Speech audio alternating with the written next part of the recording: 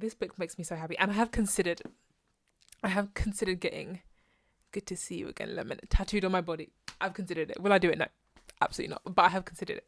Hello, reader babes. Welcome to my YouTube channel, and thank you so much for finding me. I'm so happy to have you here. Today I'm doing a October reading wrap up. I read 7 books this month. I think I read most on my Kindle. I have some physically. So yeah, let's talk about what I read, what I liked, what I didn't like. I think it was a successful month. I think at least 3 stars was given for each book, which is quite good in my opinion. So let's discuss. So the first book I read for the month was Butcher and Blackbird. This book is about 2 serial killers who fall in love. Your normal everyday stuff. I kid. It's about these 2 characters. They meet because she's in a pickle, he's trying to kill somebody, pretty much. They form a game where every year they meet up to kill somebody, and they fall from there. It's really interesting. It's very, very fast paced once you get into it. The love is strong. The male character, the male main character is amazing. I absolutely love him. So would definitely recommend. Definitely a fun read. A lot of people said that this was better than the Mindfuck series. I didn't get it personally, but I did think it was really, really good. Next, I read Powerless by Lauren Roberts. I'm not gonna lie, I read this because of the hype. I read this because I saw this everywhere. It's basically Hunger Games. It's basically about this girl. She's got no powers.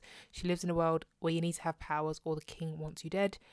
So she basically is pretending to have a power. She's got away with it for a while, but now she's thrown into their version of the Hunger Games. That's basically it. I'm sure you've heard it already. I liked it. It was really cute, really fun. The romance was fantastic.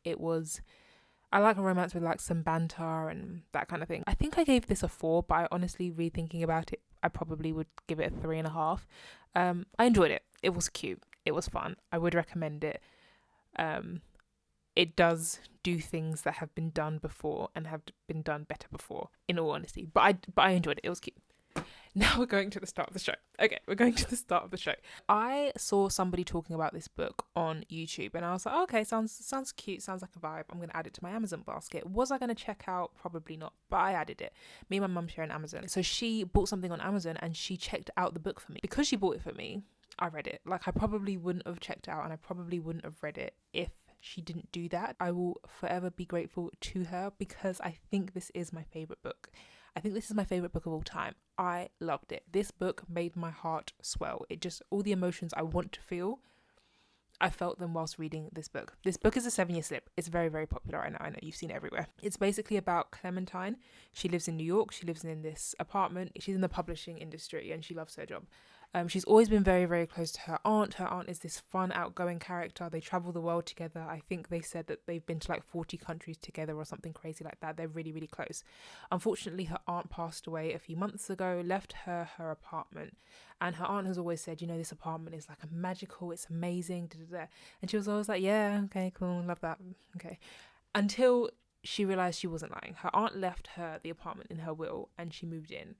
And the apartment slips 7 years in the past or 7 years in the future. So that's why it's called the 7-year slip. There is romance. It is a major like plot point, the romance, but it's not the only plot point. Like, it deals with grief. It deals with finding out, you know, what you want to do with your life and what makes you happy. And just because you've been doing something for a while doesn't mean that you should always stick at it. Is the promotion the thing that you want to get? How people change over the course of 7 years. Would you still love them in 7 years even though they're not doing the same thing and they don't talk the same, they don't act the same? When I was reading the book, like, I was like, oh, I wish there was a bit more romance. Like, I love these 2 characters. I want there to be more spice.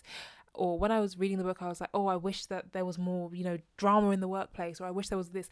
But then when I finished it, I was like, no, like, this book was actually perfect. It was just so wholesome, so beautiful. The love was fantastic. It dealt with grief really well, in my opinion. It dealt with finding yourself really well, in my opinion. I can't tell you why I love this book so much, but I love this book so much. Obviously, I don't need to tell you it's a 5-star. But it was just everything. Like, this book makes me so happy. And I have considered getting Good to See You Again Lemon tattooed on my body. I've considered it. Will I do it? No, absolutely not. But I have considered it. That's how much I love this book. This is my heart. And it just started itself right in it. I just love it. Okay, so the next book after the 7-year slip. After I finished the 7-year slip, I was like, okay, realistically, I'm not going to read another book that's the same. Okay, I'm not going to go in there thinking that it's going to change my life like the 7-year slip changed my life. I just need something that is just easygoing, something that I can just put my brain over there and just enjoy the vibes. Okay, so I picked up King of Wrath by Anna Huang, and I tried she wrote the Twisted Love series. I tried the Twisted Love series. I tried it for like 3 seconds and I was like, yeah, no, this is not for me. The girl sounds stupid and the guy sounds like an asshole. Like, it's just not for me. I think what damned me was the fact that I listened to an audiobook. So when I was listening to the girl's voice, I was like, she sounds a bit annoying, but whatever. When I listened to the guy's voice, I kid you not, I listened to it for 4 seconds and I was like, absolutely not. Nobody sounds like that. If you've listened to the audiobook, you know what I mean. Don't pretend. Nobody sounds like that. So I was like, absolutely not. So I put it away. So then I was like, yeah, her books are just not for me. But then again, I've heard a lot of people say that her King of something series, 7 Deadly Sins, yeah, that series, I've heard people say that that's really good. So I was like, okay, let me try King of Wrath. Let's try it. It was not good, but I loved it. It wasn't good, but I loved it. I'll tell you why. It was stupid. Like, there was no depth to these characters at all. Romance was like... not enough happened for you guys to be in love. Don't lie. Let's not pretend. It was just silly, but I loved it. Okay, I told you that I wanted a book that I could put my mind over there because I knew I wasn't going to get something amazing. And it did that for me. It entertained me for the day or two that I read it, and I'm okay with that. So I think I'm going to give it a 3-star. I think realistically probably like 2.75, but let's just round up and say 3. But yeah, it's just good for the vibes. I'm not going to pretend that like I loved the book and it was like amazing writing and I love the characters. Like, no. But it was fun and it's all for the vibes. That's okay. So the next book I read, I'm probably going to put a picture here because I ordered the pre-order and it hasn't come yet, which is kind of disrespectful and I kind of need to check where it is. Anyway, the next book is Caught Up, which is the 3rd book in the Windy City series by Liz Tomford. I hope I didn't butcher that. And it's basically it's a single dad romance. It's my first ever single dad romance and I don't think it will be my last. I liked it. I thought the book was amazing. It's basically about Mila and Kai. Kai is a baseball player and Kai is a chef and she is on a summer break and she basically has this babysitting job for Kai. Pretty much making it simple. It was amazing. I just feel like in terms of romance series, I think the Windy City series is my blueprint. It's my, yeah, cool. The male main characters, I'm really butchering that today, get it absolutely right. They love their women aggressively and that is the type of love that I need to see. That's the only type of love I want to see. So I think she just does it so right. They're witty, they're funny, they're deep, they're intense. The spice is enough. Like, I just think that those books are my favorite romance. I do want to try the Chestnut Spring series because everyone always says that series is amazing. But as of right now, I just don't see a book in that series being less than 5 stars for me. I just think she does it so well. I'm not going to tell you that it's the most complex and deep characters and this and that and the other. Like, it's not. It's a romance. It's a fluffy little romance, but she does it so well and I absolutely love that book. It was 5 stars. So I was on TikTok and I saw somebody say, my top 5 books. I love when I see people say like, oh, my top 5 books, and like a couple of the books are in my top 5, which means you have good taste, which means I should like the rest of your top books. Anyway, so she said her top 5 and one of the books was Beartown by Frederick Backman, and it doesn't sound like a book that I would ever read in my life. But the next day I went shopping for books and I saw it and I was like, does it seem like a book that I would enjoy? No, but sometimes get outside your comfort zone. Like the other books that she recommended, they're your type of book, so maybe you'll like it. So I was like, you know what, let's be different, let's be unique, and I bought it. I loved it. It's amazing. All the emotions in the world, I felt it when I read this book. All of them. Happiness, felt it. Sadness, felt it. Anger, felt it. Betrayal, felt it. Love, felt it. Like every emotion I felt in this book. Like, this book is really deep, by the way. I didn't check my trigger warnings. I don't regret not checking my trigger warnings because like I was allowing myself to fall in love with characters I should not have fallen in love with. And I went through an emotional process whilst reading this book. So if you have triggers, check the trigger warning. This book is about a town called Beartown. If you didn't guess. It's basically about this town. It's very cold in this town. It's in the middle of nowhere. I think it's based in Sweden. In this town, they are not doing well economically. They used to have quite a few supermarkets. Now they only have one. They used to have a few schools. Now they only have one. But they have this hockey team, and everything is riding on this hockey team, because if the hockey team does well, people will come to watch the matches. Tourists will come. People will move there so their kids can play in the hockey team. That means more shops, more schools, more money flowing throughout the economy. So a lot is riding on the hockey team, and it's beautiful to see at some points, and just devastating, like the lengths they'll go to cover up things in other ways. It's really deep. I've never read a book that has so many characters in it, like you, and not only so many characters, I don't mean just name dropping characters. I mean, like, we're going into depth, like we're learning about their past, their current, like we're learning why they act the way they do, what they're thinking. Probably 20 characters. We really, really go in depth in this book.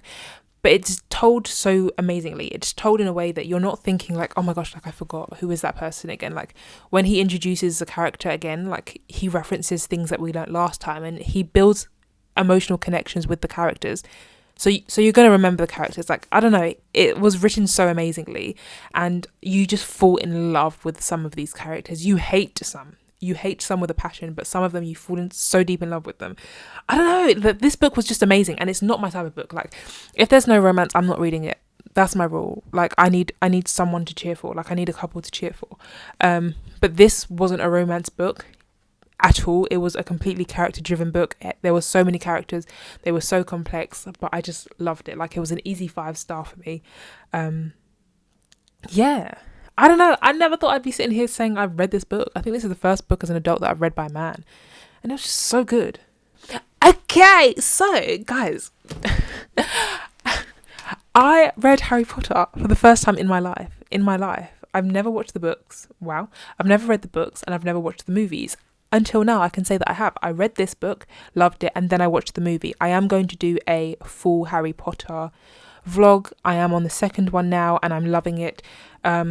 But just for the sake of this video, because I've given opinions in all the other ones, I don't think I need to tell you what this book is about, but it is about a boy called Harry Potter, and he's a wizard. I don't think I need to go further than that, but I absolutely loved it. I was really struggling with what to rate this book, because I loved it. So, like, is it a 5-star? I don't know. I feel like if this wasn't Harry Potter, but it was the exact same book of like an unknown world, like it wasn't a $1 billion franchise, but I don't know if I'm being biased, so maybe it's a 4-star, but I did enjoy it, and I'm loving the second one, and I do think like there will be a 5-star in the 7 books that I am planning to read. So thoroughly enjoyed this book. So Butcher and Blackbird, Powerless, Caught Up, 7 Year Slip, King of Wrath, Beartown, Harry Potter. Done. Great. Thanks. This was so discombobulated. Yeah, this was all the books I read in October. Yeah, if you enjoyed this video, I'm new to BookTube, if you didn't tell.